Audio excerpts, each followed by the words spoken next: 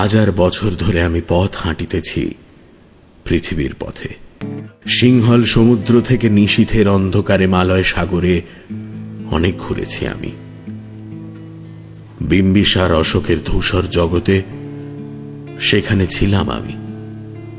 আরো দূর অন্ধকারে বিদর্ভ নগরে আমি ক্লান্ত প্রাণ এক, চারিদিকে জীবনের সমুদ্র সফেন।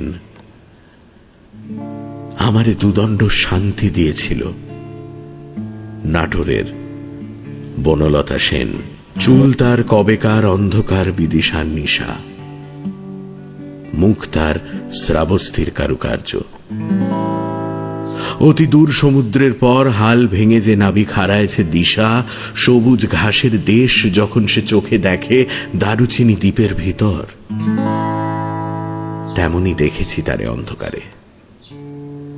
বলেছে সে, এতদিন কোথায় ছিলেন? পাখির নীড়ের মতো চোখ তুলে নাটোরের বনলতা সেন। সমস্ত দিনের শেষে শিশিরের শব্দের মতন সন্ধ্যা আসে। ডানার রৌদ্রের গন্ধ মুছে ফেলে চিল।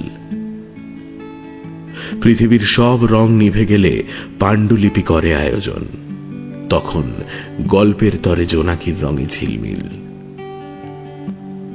সব পাখি ঘরে আসে, সব নদী ফুরায়ে জীবনের সব লেনদেন।